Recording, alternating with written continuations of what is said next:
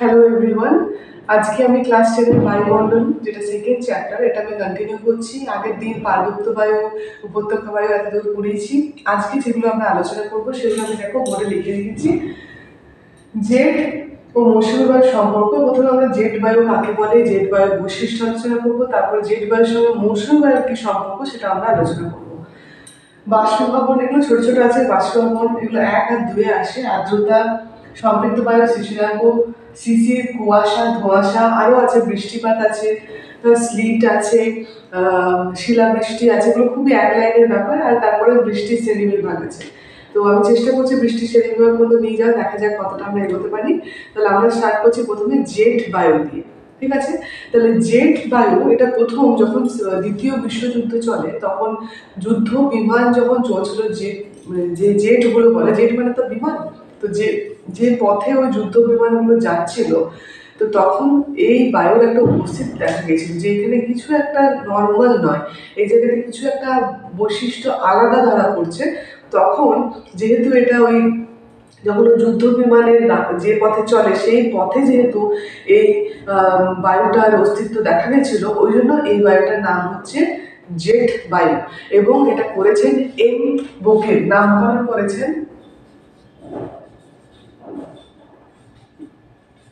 M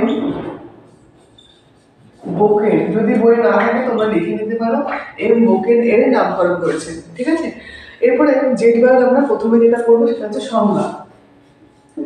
আমি পুরোটা লিখবো না, আমরা আলোচনা করবো। সংজ্ঞা হচ্ছে, যদি আমরা দেখি আমাদের ভূপৃষ্ঠের ওপরে প্রায় 7.5 থেকে 14 কিলোমিটার উপরে, মানে ট্রোপোস্ফিয়ারের ঊর্ধ্বে 7.5 থেকে 14 কিলোমিটারের মধ্যে একটা সংকীর্ণ পথে একটা বায়ু, যেটা পশ্চিম থেকে পূর্ব দিকে সংকীর্ণ পথে একটা প্রচন্ড শীতল বায়ু প্রবাহিত হয়। ঠিক আছে, এবং সেটা কিন্তু সোজা পথে হয় না, সেটা সবসময় এরকম করে আঁকা বাঁকা পথে প্রবাহিত হয়।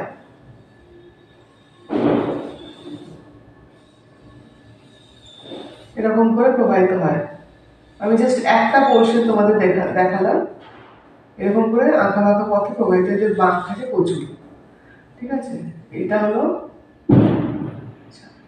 আর খুব সংকীর্ণ হয়, এর ব্যাস খুব একটা বিশাল হয় না।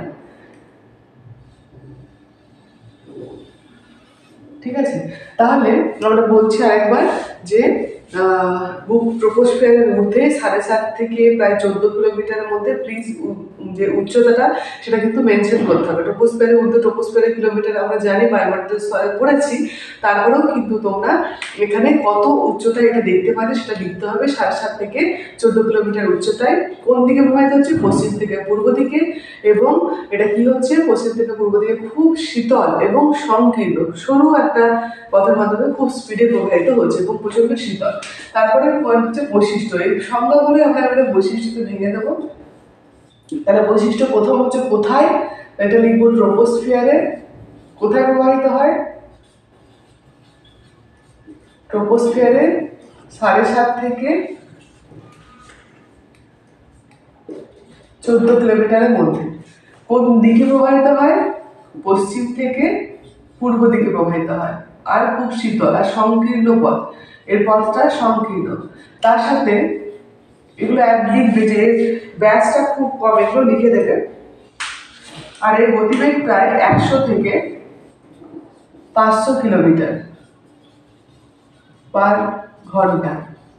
তবে গতিবেগটা চেঞ্জ হয়, মানে শীতকালে যেটা গতিবেগ থাকে গ্রীষ্মকালে দ্বিগুণ হয়। এটা কিন্তু লিখতে হবে, এটা ইম্পর্টেন্ট। শীতকালে গতিবেগ গ্রীষ্মকালের গতিবেগে দ্বিগুণ। ঠিক আছে, কত সেটা বলা যেতে পারে 182 কিলোমিটার পার আওয়ার হয় শীতকালে, আর এটা প্রায় 110 কিলোমিটার মতো হয়। চাইলে লিখতে পারো, না হলেও লেখা যায়। এটা একটা মোটামুটি একটা অ্যাভারেজ দিয়েছে। ঠিক আছে, আচ্ছা, এরপরে তোমরা লিখতে পারো এর বায়ুপ্রবাহটা দৈর্ঘ্য অনেক হাজার কিলোমিটার হয়, প্রস্থও অনেক হয়, কিন্তু ব্যাসটা খুব কম হয় যেহেতু সংকীর্ণ। দৈর্ঘ্য প্রস্থটা অনেক বড়, কিন্তু ব্যাসটা মানে কতটা জুড়ে প্রবাহিত হচ্ছে সেই পথটা খুব ছোট, ওই জন্য ব্যাসটা কিন্তু খুব কম। আচ্ছা, এই বায়ুকে জিওস্ট্রপিক বায়ু বলে। জিওস্ট্রপিক। কেন জিওস্ট্রপিক বায়ু বলে? কারণ এ সমচাপ রেখার সমান্তরালে যায় বলে। ঠিক আছে, সমচাপ রেখার সমান্তরালে জেট বায়ু প্রবাহিত হয় বলে একে জিওস্ট্রপিক বায়ু বলে। এবারে একে সমচাপ রেখাটা কি? না, সমচাপ রেখা হচ্ছে সমান চাপযুক্ত অঞ্চলগুলিকে যদি আমরা কোনো কাল্পনিক রেখা দিয়ে যুক্ত করি তাকে সমচাপ রেখা বলে। ধরো এটা একটা এরিয়া, এখানে কতগুলো পয়েন্ট আমি ড্র করছি, তাদের চাপগুলো সমান। তাহলে আমি যখন ছবিটা আঁকবো এরকম করে, এই একটা রেখা, এটা কাল্পনিক রেখা, এটা কোথাও আঁকা থাকে না, আমরা জুড়ে নিচ্ছি জায়গাগুলো। তারপরে তুমি যদি এদিক দিয়ে হাঁটো, এখানে চাপটা, বায়ুর চাপটা সব জায়গাতে সমান থাকবে। তাহলে এইরকম বায়ুর চাপের উপর দিয়ে যে বায়ুচাপ রেখাগুলো থাকে ঠিক তার সমান্তরালে প্রবাহিত হয় এই যে বায়ুটা, ওই জন্য একে বলছে জিওস্ট্রপিক বায়ু। ঠিক আছে। আচ্ছা, আবার এর একটা নির্দিষ্ট পথ আছে, এর নির্দিষ্ট প্রবাহিত হয়, তবে অনেক সময় উত্তরায়ণ আর দক্ষিণায়নের সময় এইটা একটু বেঁকে যায়। কারণ আমরা জানি, আমরা পড়েছিলাম যে যে চাপগুলো আছে সেগুলো অনেক সময় সরে যায়, উত্তর দিকে কিছু সরে যায়, দক্ষিণ দিকে কিছুটা সরে যায়, যে চাপ বলয়গুলো আছে ঠিক সেরকম এইগুলো যেহেতু চাপ বলয় সরে আছে, ওই জন্য এই বায়ুটাও কিছুটা সরে যায়। উত্তরায়ণ ও দক্ষিণায়নের সময় এই দিকটা পরিবর্তন, মানে কিছুটা বেঁকে কিছুটা সরে যায়, এটা তো আমরা লিখতে পারি। আচ্ছা, এটা এতটাই বাঁক আছে, যেটা এতটাই বাঁক আছে, এটি অনেক সময় রসবি তরঙ্গের সঙ্গে আলোচনা করে। রসবি তরঙ্গ কম্পেয়ার করে, সেটা তুলনা করে, রসবি তরঙ্গের মতো অনেকটা তুলনা করে। মোটামুটি এগুলো ঠিক আছে, এগুলো মোটামুটি বৈশিষ্ট্য, প্রায় 7-8টা বৈশিষ্ট্য হয়ে যাবে এখান থেকে। ঠিক আছে, আমি সবকটা লিখে নিই, তোমরা আশা করি বুঝতে পেরেছো। তাহলে সংজ্ঞা পড়বো, তার সঙ্গে বৈশিষ্ট্য পড়বো, এগুলো হচ্ছে জেট বায়ু। এরপরে যেটা হচ্ছে, যেটা একটু কঠিন, সেটা হচ্ছে জেট বায়ু মৌসুমী বায়ুর সম্পর্ক। জেট বায়ুর সঙ্গে মৌসুমী বায়ুর সম্পর্কটা প্রায় 3 মার্কসের জন্য মোটামুটি ইম্পর্টেন্ট আছে।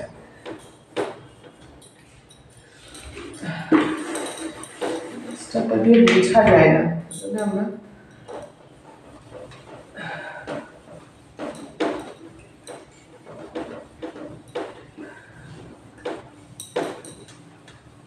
ওকে। তাহলে আমরা একটু ম্যাপ আঁকি, তাহলে তোমরা বুঝতে পারবে।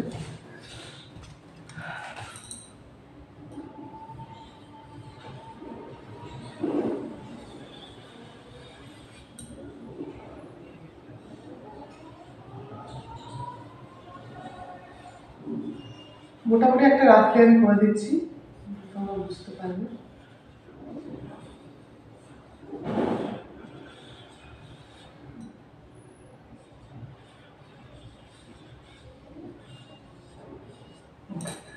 দেখো, এইবারে ভারতের উপর দিয়েও জেট বায়ু প্রবাহিত হচ্ছে, ট্রপোস্ফিয়ারের উপর দিয়ে সেম জিনিস।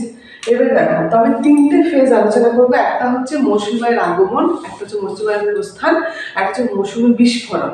ঠিক আছে, এই 3টে জিনিস আমি আলোচনা করবো। তাহলে প্রথমে আমি এখানে পয়েন্টগুলো লিখছি। একটা হচ্ছে মৌসুমী বায়ুর আগমন, আগে প্রস্থানটা আলোচনা করলে সুবিধা হবে। প্রস্থান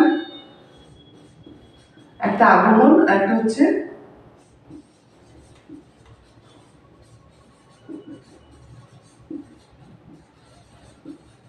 মৌসুমী বিস্ফোরণের 3টে জিনিস।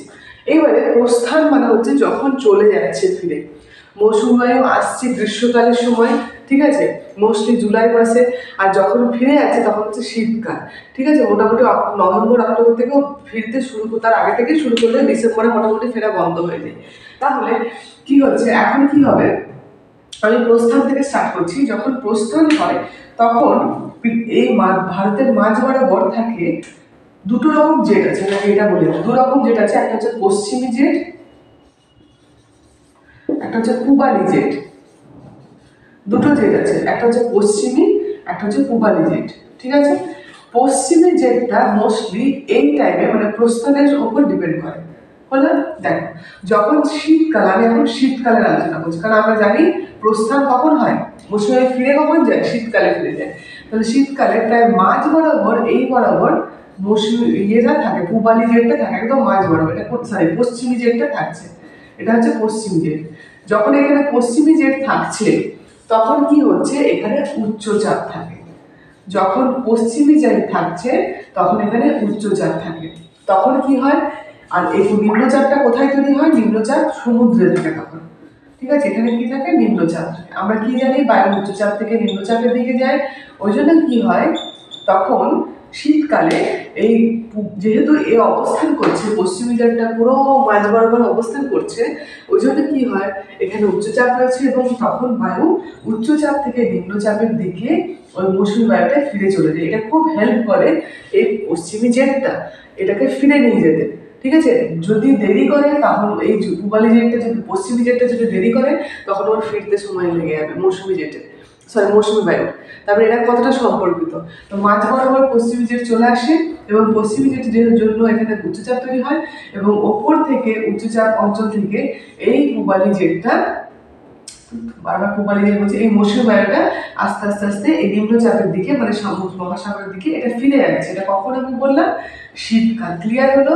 তাহলে পশ্চিমী জেট শীতকালে ভারতের মাঝ বরাবর অবস্থান করছে, যেটা হচ্ছে এখানে, এবং এখানে উচ্চচাপ তৈরি করছে এবং আমরা জানি উচ্চচাপ থেকে নিম্নচাপের দিকে বায়ু যায়।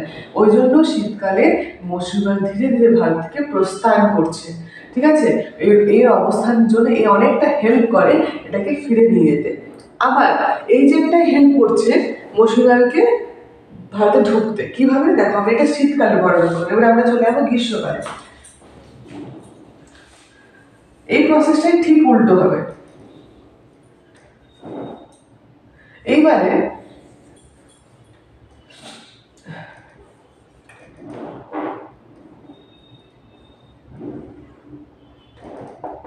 দেখো, এইবারে আমি গ্রীষ্মকালের আলোচনা করছি। তাহলে যখনই শীত পেরিয়ে গ্রীষ্ম ঢুকবে তখন কি হবে, এই যে পশ্চিমী জেটটা এই জায়গা ছাড়তে শুরু করে দেবে। এই কি করবে, আস্তে আস্তে হিমালয়ের ওপর দিকে বেরিয়ে এখানে চলে আসবে, ও বেরিয়ে যাবে আস্তে আস্তে, এবং এখানে কে ঢুকে যাবে, সেই জায়গাতে স্থান করে দেবে পূবালি জেট। পূবালি জেট এই মাঝ বরাবর ঢুকে যাচ্ছে, আর এই বেরিয়ে গেল, এটা সরি এক্সট্রিমলি সরি তো এটা হচ্ছে পশ্চিমী জেট। পশ্চিমী জেট সরে গেছে, জায়গা ওর ইয়ে হয়ে গেছে, ও সরে গেল। এবার পূবালি জেট ঢুকে পড়ছে। পূবালি জেট কি করছে, পূবালি জেট একে ঢুকতে গিয়ে করছে, ঢুকতে, কারণ এখানে অলরেডি উচ্চচাপ আর ভেতরে তখন নিম্নচাপ তৈরি হয়ে গেছে। পূবালি জেটের এখানে নিম্নচাপ তৈরি হয়ে গেছে, ওই জন্য এই জায়গা করে দিচ্ছি যে এখানে বায়ু ঢুকবে, এখানে বায়ু নেই, নিম্নচাপ মানে বায়ুর উপস্থিতি নেই। আর উচ্চচাপ কোথায় হয়, সেই সময় এর চারিদিকে উচ্চচাপ হয়, সমুদ্রে উচ্চচাপ হয়। আমি হ্রস্ব লিখছি খালি, ঠিক আছে, উচ্চচাপ হয়। ওই জন্য এবারে কি করবে, এ উচ্চচাপ থেকে নিম্নচাপের দিকে পূবালি জেটের অবস্থানের কারণে এবারে ঢুকতে শুরু করে দেবে, দিয়ে আস্তে আস্তে পশ্চিমী দিকে সরে যেতে থাকবে। আর এই মৌসুমী বায়ুটা ধীরে ধীরে আগমন ঘটবে ভারতে এবং বৃষ্টিপাত নিয়ে আসবে। ক্লিয়ার হলো কতটা হেল্প করছে যে বায়ু? এরপরে আরেকটা হচ্ছে মৌসুমী বিস্ফোরণ। এটা কি হচ্ছে, উপক্রান্তীয় পশ্চিমী যেটা উত্তরে সরে আছে আর দক্ষিণ, এটা কি বায়ু ঢুকছে, এটা বায়ুটার নাম কি, এটাকে বলে দক্ষিণ পশ্চিম মৌসুমী বায়ু। দক্ষিণ পশ্চিম মৌসুমী বায়ু, এটা গ্রীষ্মকালে। আর শীতকালে এটা আসছে, সেটা হচ্ছে উত্তর পূর্ব। ঠিক আছে, তাহলে এটা কি হচ্ছে, আর মৌসুমী বিস্ফোরণ হচ্ছে উপক্রান্তীয় পশ্চিম জেটের উত্তরে সরে যাওয়ার পরে দক্ষিণ পশ্চিম মৌসুমের আগমন নির্ভর করে যাচ্ছে। আর উপক্রান্তীয় পশ্চিম জেট হঠাৎ সরে যাওয়ার ফলে এখানে কি হচ্ছে, ভারতে প্রবেশ করছে। মৌসুমী বিস্ফোরণ আমরা জানি যখন হঠাৎ করে বৃষ্টি শুরু হয়ে যায়, যখন জুলাই মাসে ঢুকছে প্রথম কেরালাতে, হঠাৎ করে যদি কোনো না বুঝে প্রথমেই প্রচণ্ড বৃষ্টি হয় মুষলধারে, এক টানা 3-4 দিন ধরে, সেটা হচ্ছে মৌসুমী বিস্ফোরণ। কখন তার ঘটনাটা হচ্ছে, যখন পূবালি পশ্চিমী জেটটা ধীরে ধীরে উত্তরে সরে যাচ্ছে, পূবালি জেট ঢুকে যাচ্ছে, ঠিক সেই সময় এর ঢোকাটা, এর দক্ষিণ পশ্চিম মৌসুমীটা হঠাৎ করে ঢুকে কিছু কিছু অঞ্চলে এদিকে মৌসুমী বিস্ফোরণ ঘটাচ্ছে। ঠিক আছে, যখন এই সরতে শুরু করে, হঠাৎ করে সরে যায়, পূবালি জেট ঢুকে, তারপরে বৃষ্টিপাতটা শুরু হয়ে যায়। এটা হচ্ছে মৌসুমী বিস্ফোরণ। আর তারপরে আস্তে আস্তে ধীরে ধীরে ধীরে ধীরে সেটা আস্তে আস্তে মৌসুমী বিস্ফোরণ কাটিয়ে ওঠে, আরো চারিদিকে ওপরের দিকে ঢুকে যায়। এটা ঢুকে আছে। তাহলে বোঝা গেছে তিনটে জিনিস আমরা আলোচনা করলাম। প্রস্থান, যেটা শীতকালে হচ্ছে, আগমন, যেটা গ্রীষ্মকালে হচ্ছে, মৌসুমী বিস্ফোরণ, মানে যেটা বর্ষাকালে শুরুতে হচ্ছে। ঠিক আছে, মানে এটা দিয়ে মৌসুমী বিস্ফোরণ দিয়ে শুরু হয়ে আগমনটা হচ্ছে, আগমন হয় বলেই মৌসুমী বিস্ফোরণ হয়, তারপরে বর্ষাকাল ঢোকে। ক্লিয়ার? তাহলে এটা হচ্ছে মৌসুমী বায়ুর সঙ্গে, এটা একটু টাফ টপিক ছিল যে মৌসুমী বায়ুর সঙ্গে জেট বায়ুর কি সম্পর্ক। ঠিক আছে, আর জেট বায়ুর বৈশিষ্ট্যটা খুব বেশি আসবে না, 2 মার্কসের জন্য আসতে পারে, 4টে তোমরা মোটামুটি 5-6টা মুখস্থ করে রাখবে, যদি বাই চান্স দিদি আসে তো 6টা লিখবে।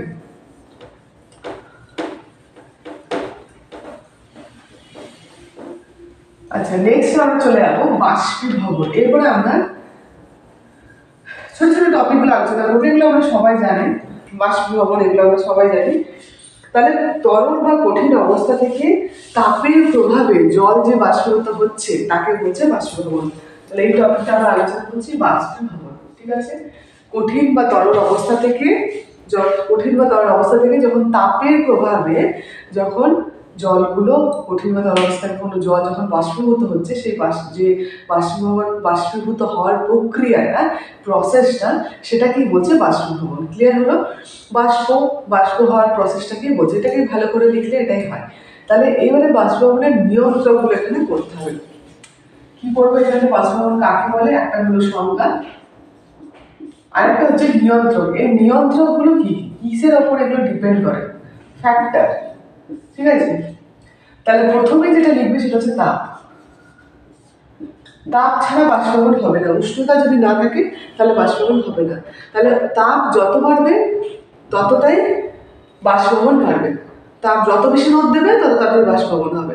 তাহলে তাপের সঙ্গে বাষ্পীভবনের খুব গভীর সম্পর্ক, তাপ বৃদ্ধি পেলে বাষ্পীভবন বৃদ্ধি পাবে। ক্লিয়ার?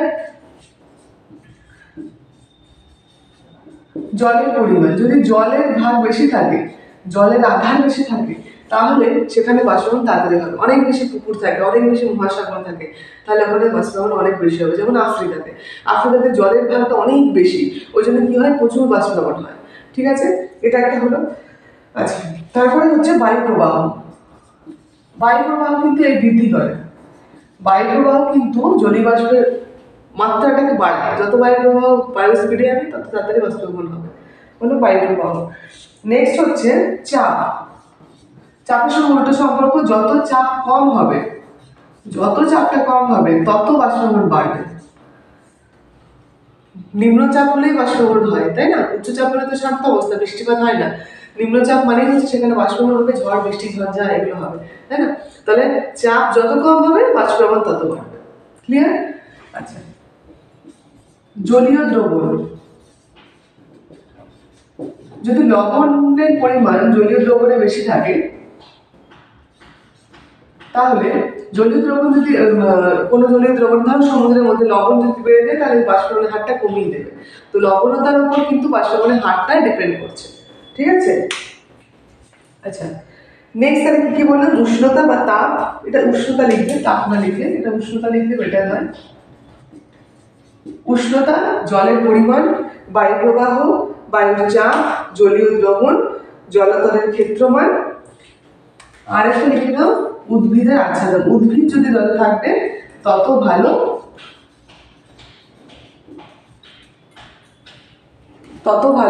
বাষ্পীভবন হবে। ঠিক আছে, এইগুলো হলো মেন পয়েন্ট। ঠিক আছে, এগুলো হচ্ছে বাষ্পীভবনের নিয়ন্ত্রক। এরপর আমরা চলে যাবো আর্দ্রতা। তাহলে আমরা আর্দ্রতা থেকে শুরু করছি। আর্দ্রতা কি? আর্দ্রতা হচ্ছে নির্দিষ্ট পরিমাণ বায়ুকে নির্দিষ্ট উষ্ণতায় যতটা পরিমাণ জলীয় বাষ্প থাকে সেটাকে বলে আর্দ্রতা। আর্দ্রতা টার্মটা আমরা সাধারণত ব্যবহার করে থাকি যে আজকে বায়ুতে বেশি আর্দ্রতা আছে। হ্যাঁ, আর বেশি আর্দ্রতা হলে, বেশি হিউমিডিটি হলে আমাদের খুব একটা চিটচিটে ভাব লাগে, ঘাম হয় খুব বেশি, আমরা শুকোতে চাই না, এরকম একটা লাগে। তো এরকম যদি হয়, যেটা সহ্য করা যায় না হিউমিডিটি বেশি হলে, তো আমরা এটা বলেই থাকি যে আর্দ্রতা মানে হচ্ছে বায়ুতে যে পরিমাণ জলীয়বাষ্প রয়েছে সেটা। কিন্তু যখন লিখবে সংজ্ঞা, তখন কিন্তু আমরা এই দুটো জিনিস বলবে, নির্দিষ্ট পরিমাণ বায়ুতে আর নির্দিষ্ট উষ্ণতা, এই দুটো মেনশন করে দিতে হবে। ঠিক আছে, কারণ বায়ুমণ্ডল তো অনেক বড়, কতটা জলীয়বাষ্প রয়েছে গোটা বায়ুমণ্ডলে, তাই আমরা একটা নির্দিষ্ট পরিমাণ দিয়ে দেবো যে এই পরিমাণ বায়ুতে এতটা উষ্ণতায় এতটা জলীয়বাষ্প রয়েছে। তাহলে এটা হচ্ছে আর্দ্রতা। এবার আর্দ্রতা তিনটে আমরা করবো। একটা হচ্ছে চরম বা নিরপেক্ষ আর্দ্রতা,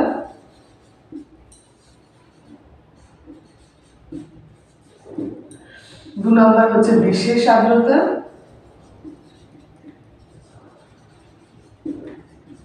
লাস্টে হচ্ছে আপেক্ষিক আর্দ্রতা।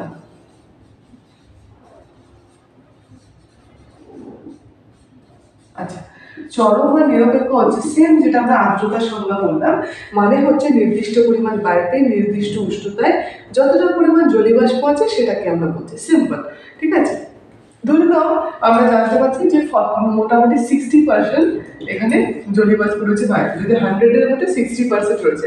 সবসময় কিন্তু এটা মানে একটা কোনো ইউনিট থাকে না আর্দ্রতাতে, বিশেষ করে এইটা আপেক্ষিক আর্দ্রতার ক্ষেত্রে কোনো ইউনিট থাকে না। ঠিক আছে, এরপরে আমরা দেখবো যে ধরো 60 ইউনিট রয়েছে, বিশেষ আর্দ্রতা কি, এটা একটা ইউনিট হয় যেটাকে আমরা কেজিতে মানে স্কোয়ার কিলোমিটার বা কিছুতে একটা প্রকাশ করতে পারি। সাধারণত কেজি বা গ্রাম বা কেজিতে মোস্টলি এটা হয়ে থাকে। কেন গ্রাম বা কেজি? মানে হচ্ছে যত ওজনের বায়ুতে যতটা ওজনের জলীয়বাষ্প আছে তাকে বলছে। ঠিক আছে, ধরো 1 কেজি ওজনের বায়ুতে 1 কেজি ওজনের বায়ুতে প্রায় 109 গ্রাম যদি জলীয়বাষ্প থাকে, তাহলে এটা হচ্ছে বিশেষ আর্দ্রতা। ঠিক আছে, এটা গ্রাম কেজি মানে এত গ্রাম পার কেজি হবে, তাহলে এটা লিখবো এরকম করে এত গ্রাম পার কেজি। ঠিক আছে, আর আপেক্ষিক আর্দ্রতা খুব ইম্পর্টেন্ট, এটার কোনো ইউনিট থাকে না, এটা রেশিওতে প্রকাশ হয়। কি, বায়ুতে যতটা পরিমাণ জলীয়বাষ্প আছে আর বায়ুকে সম্পৃক্ত করতে গেলে যতটা জলীয়বাষ্পের প্রয়োজন, তাদের অনুপাতকে বলা হয় আপেক্ষিক আর্দ্রতা। শুনে অনেক কঠিন লাগলো আশা করি। তাহলে বায়ুতে যতটা জলীয়বাষ্প রয়েছে মানে যেটাকে আমরা চরম আর্দ্রতা বলছি, তাই তো, যতটা জলীয়বাষ্প রয়েছে সেটাকে চরম আর্দ্রতা। আর যতটা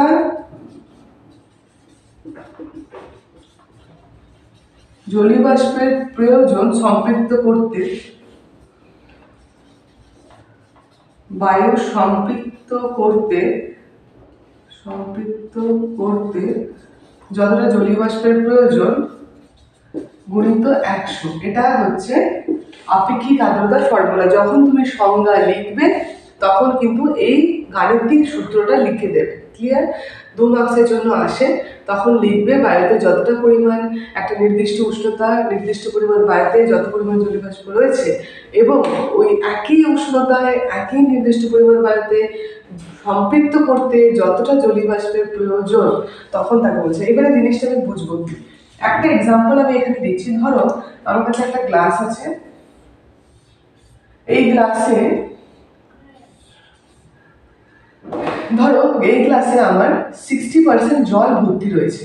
ঠিক আছে, 60% জল রয়েছে, মানে হচ্ছে চরম আর্দ্রতা।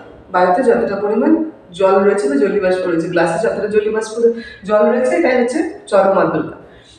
এবারে বায়ুটাকে পূর্ণ করতে, গ্লাসটাকে পূর্ণ করতে আমার কতটা জল লাগবে? এই এক্সট্রা 40% জল আমার লাগবে বা গ্লাসটাকে পূর্ণ করতে। এরপর আর জল ধরবে না, এরপর জল কি হবে? রাগে পড়ে যাবে। তাহলে আমি এরকম করে বলতে পারি গ্লাসটাকে সম্পৃক্ত মানে পূর্ণ, আর ধরবে না। গ্লাসটাকে সম্পূর্ণ করতে আরো কতটা লাগছে? 40। তাহলে 60/40 × 100 এরকম করে ক্যালকুলেশন হয়।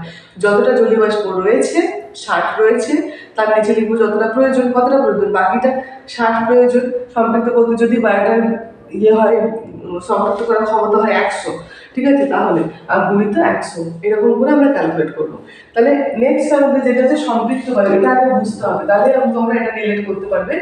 সম্পৃক্ত বায়ু হচ্ছে বায়ু নির্দিষ্ট উষ্ণতা, নির্দিষ্ট পরিমাণ বায়ুটাকে সম্পৃক্ত করার জন্য যতটা জলীয়বাষ্পের প্রয়োজন, মানে ওর ক্ষমতাটা যতটাও জলীয়বাষ্প ধারণ করতে পারে, সেই ক্ষমতাটা হচ্ছে সম্পৃক্ত বায়ু। সেই ক্ষমতাটাকে বোঝায়। ঠিক আছে, এটা সংজ্ঞা তোমাদের বই নিশ্চয়ই থাকবে। সম্পৃক্ত বায়ু হচ্ছে কোনো নির্দিষ্ট উষ্ণতায় নির্দিষ্ট পরিমাণ বায়ুর সর্বোচ্চ জলীয়বাষ্প গ্রহণ করার ক্ষমতা। এই গ্লাসটা যতটা সর্বোচ্চ রয়েছে 60 + 40, সর্বোচ্চ 100 নিতে পারে, 100 ml নিতে পারে। তার মধ্যে 60 ml অলরেডি রয়েছে, তার মধ্যে আরো কত লাগবে? তাহলে সম্পূর্ণ করতে গেলে গ্লাসটাকে 40। ঠিক সেরকম বায়ুরও ঠিক সেরকম সম্পৃক্ত করার জন্য অতিরিক্ত কিছু প্রয়োজন, যেটা হচ্ছে 40টা। ঠিক আছে, বায়ুর সম্পৃক্ত, তাহলে বোঝা গেল সম্পৃক্ত বায়ু মানে হচ্ছে জলীয়বাষ্প যখন কোনো বায়ু যখন নির্দিষ্ট নির্দিষ্ট উষ্ণতাগুলো বলতেই হবে, ওটাকে বোঝানোর জন্য এখন বলছি। বায়ু যখন জলীয়বাষ্প যতটা ধারণ করতে পারবে, যে ক্ষমতাটাকে বলছে সম্পৃক্ত বায়ু, ঠিক আছে? যখন তাহলে সম্পৃক্ত বায়ু কত হবে, এটা আর্দ্রতাটা কত হবে সম্পৃক্ত বায়ু? 100%। মানে যখন পুরোপুরি আর ধরবে না, যদি ওই বায়ু আর জলীয়বাষ্প নিতে পারছে না, এটা একটা শূন্যস্থানে দেয় যে সম্পৃক্ত বায়ুর জলীয়বাষ্প কত হয় বা সম্পৃক্ত বায়ুর আর্দ্রতা কত হয়, তখন লিখতে হয় 100। এটা ফুল থাকে কারণ ও অলরেডি আর নেবে না 100, ঠিক আছে? আর এইটা কোনো ইউনিট থাকে না, আপেক্ষিক মনে রাখবে, আপেক্ষিক আর্দ্রতার রেশিওতে হয়, ওই জন্য এটা হচ্ছে ইউনিটলেস, ঠিক আছে? এটা কোনো ইউনিট থাকবে না। ক্লিয়ার? ওকে, তাহলে আমাদের এবারে নেক্সট যাবো শিশিরাঙ্ক। শিশিরাঙ্ক মানে হচ্ছে যে উষ্ণতায় বায়ুটা সম্পৃক্ত হচ্ছে, বা বলতে পারি যে জলীয়বাষ্পগুলো ঘনীভূত হয়ে শিশিরে পরিণত হচ্ছে, সেটাকে বলছে শিশিরাঙ্ক, যে উষ্ণতাটাতে হচ্ছে, ঠিক আছে? একটা নির্দিষ্ট উষ্ণতাতে এটা হচ্ছে, যে কোনো উষ্ণতায় হবে না, খুব মাইনাসেও হবে না, খুব বেশিতেও হবে না, যে নির্দিষ্ট উষ্ণতায় বায়ু সম্পৃক্ত হয় তাকে শিশিরাঙ্ক বলে। আর একটু যদি এক্সপ্লেন করি, যে নির্দিষ্ট উষ্ণতায় বায়ু সম্পৃক্ত হয় এবং বা লিখবে যে বা জলীয়বাষ্পগুলো ঘনীভূত হয়ে শিশিরে পরিণত হয়, সেটাই হচ্ছে শিশিরাঙ্ক। যে তাপমাত্রায় শিশিরটা হচ্ছে সেটা হচ্ছে শিশিরাঙ্ক, ইজিলি যদি আমরা বলতে চাই, ঠিক আছে? এটা হচ্ছে শিশিরাঙ্ক। এবার হচ্ছে নেক্সট যাবো শিশির। শিশিরটা কি? শিশির খুবই সাধারণ, আমরা সবাই জানি শিশির পড়ে ঘাসের ওপর, ঠিক আছে?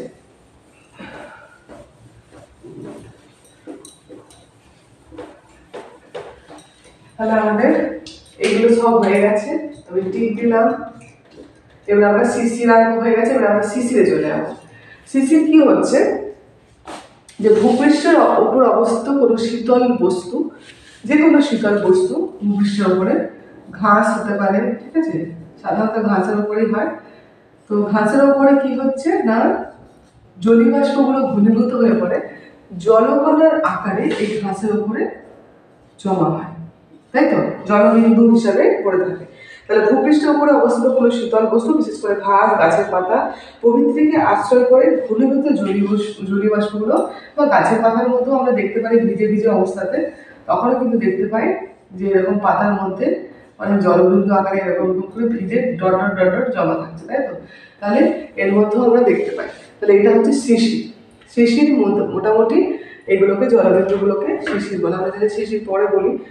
তারপরে হচ্ছে কুয়াশা, এটা তোমরা সবাই জানো, এটা মোস্টলি শীতকালে দীর্ঘ রাত্রির কারণে, অনেক লম্বা রাত হয়, খুব দীর্ঘ রাত হয়, ওই জন্য শীতকালে কি হচ্ছে, অনেক জলকণা যেগুলো ভাসমান অবস্থাতে থাকে, ওটা শিশিরটা যেমন জলবিন্দু আকারে থাকছে, আর কুয়াশাটা কি হয়, ইয়ের মধ্যে পুরো ভাসমান ইয়ের মধ্যে থাকে, মেঘের মধ্যে, বা আমাদের ওটা খুব নিচের স্তরে চলে আসে, প্রায় মাটির থেকে সামান্য উপরে মোস্টলি আমরা কুয়াশা দেখতে পাই। তাহলে আমরা যদি ভালো করে সংজ্ঞাটা দেখি, তাহলে কুয়াশা হচ্ছে দীর্ঘ রাত্রির কারণে শীতকালে বায়ুতে ভেসে থাকা ক্ষুদ্র কৃতির ঘনীভূত জলকণাগুলিকে কুয়াশা হচ্ছে, ঠিক আছে? দীর্ঘ রাত্রির কারণে এগুলো ঘনীভূত জলবিন্দুগুলোতে কুয়াশা হচ্ছে। এরপরে যেটা হচ্ছে ধোঁয়াশা। এই ধোঁয়াশাটা কিন্তু, ধোঁয়াশাটা হচ্ছে দুটো রূপ, একটা হচ্ছে ধোঁয়া প্লাস কুয়াশা, ঠিক আছে? তাহলে ধোঁয়াটাকে আমরা কি বলি? স্মোক বলি, আর কুয়াশাটাকে আমরা ফগ বলি। তাহলে একসঙ্গে এটাকে বলে স্মোক, ঠিক আছে? এটা কি জিনিস? একই, যেখানে শিল্প অঞ্চল, বিশেষত শিল্প শহর, ওখানে কুয়াশা তোমরা জানি সংজ্ঞা, ধোঁয়াকে আশ্রয় করে, ধোঁয়া এবং কুয়াশা মিলে আরো বেশি, মানে ওটার মধ্যে আমরা কিছু দেখতে পাওয়া যায় না, ধোঁয়াশা, বিশেষ করে শিল্প শহরে, ওই জন্য শিল্প শহরে কুয়াশা অনেক বেশি হয়, ঠিক আছে? যেমন দিল্লি, আসানসোল, তারপর আরো অন্যান্য শিল্প শহর যদি তোমরা দেখো, ওখানে খুব বেশি ধোঁয়াশা হয়, কারণ ওখানে চিমনি থেকে ধোঁয়াগুলো বেরোয়, এবং ওই ধোঁয়া আর কুয়াশা দুটো মিক্স করে আরো আমাদের মানে দৃশ্যমানতাটা অনেক কমে যায়, কিচ্ছু দেখা যায় না, ঠিক আছে? অনেকটা রোদ হলে তবে আমরা ইয়ে করতে পারি। এটা হচ্ছে ধোঁয়াশা। আচ্ছা, এরপরে হচ্ছে আর সেরকম কিছু নেই, ছোট ছোট অনেকগুলো রয়েছে। এটা হচ্ছে বৃষ্টিপাত। ওগুলো আমি নেক্সট ভিডিওতে বৃষ্টিপাতটা শুরু করব। তবে ছোট ছোট গুড়ি গুড়ি বৃষ্টিপাত, স্লিট এগুলো আছে, এগুলো জাস্ট 1 নম্বরের জন্য, শর্ট কোশ্চেনের জন্য একটা কনফিউশন তৈরি করে। তো গুড়ি গুড়ি বৃষ্টিপাতটা শুধু মনে রাখবে, জলকণার একটা পরিমাপ থাকে তো, এই যে জলকণা, সেগুলোর উপর অনেকগুলো পরিমাপ থাকে। বড় বড় জলকণা হয়, ছোট ছোট জলকণা হয়। যখন জলকণার মাপটা, এই ব্যাসটা 0.05 মিলিমিটারের কম হবে, তখন 0.05 মিলি কম হবে, তখন তাকে বলে গুড়ি গুড়ি বৃষ্টিপাত। হলো যখন এর ব্যাসটা, এর একটা ব্যাস থাকে, এরকম করে একটা ব্যাস আমরা মাপি, এই জলকণার ব্যাসটা যখন 0.05 মিলির কম হবে, তাকে আমরা গুড়ি গুড়ি বৃষ্টিপাত বলি। ঠিক আছে? আর সেরকম তুষারপাত আমরা জানি, জলকণা বরফকণার ভূপৃষ্ঠে পতনকে তুষারপাত বলে। স্লিট আছে, ছোট ছোট বরফকণার আকারে ভেসে ভূপৃষ্ঠের অধঃক্ষেপণকে স্লিট বলে। ছোট ছোট জলকণার আকারেই বরফকণাগুলো থাকে, সেগুলোকে স্লিট, পাতলা পাতলা। ঠিক আছে? আর শিলাবৃষ্টি জানি, শিলা বরফ, বৃষ্টির সাথে যখন বরফগুলো পড়ে সেটাকে আমরা শিলাবৃষ্টি বলি। তো এইগুলো খুব এক লাইনে আছে, এগুলো পড়বে। গুড়ি গুড়ি বৃষ্টিপাতটা একটু দেয়, স্লিট, গুড়ি গুড়ি বৃষ্টিপাত, এগুলো একটু শ্বাসরুদ্ধ স্থানে বা ইয়েতে এমসিকিউতে দেয়। হ্যাঁ, বাকি এবারে নেক্সট দিন আমি বৃষ্টিপাতটা শুরু করবো। আর মেঘাচ্ছন্নতাতে ম্যাপ পয়েন্টিং এর এমসিকিউর মধ্যে মেঘাচ্ছন্নতার যে ইয়েগুলো রয়েছে, যে ডায়াগ্রামগুলো মোটামুটি এরকম করে দেখায়, পুরো ব্ল্যাক দেয় বা হাফ দেয়, ওটা কিন্তু আসে। তো মেঘাচ্ছন্নতা দিয়ে আমি নেক্সট ভিডিওতে শুরু করবো, মেঘাচ্ছন্নতা, বৃষ্টিপাত, তারপর আরো যা যা আছে সেগুলো আলোচনা করবো। আজকের মতো এখানে থাকবো। Thank you.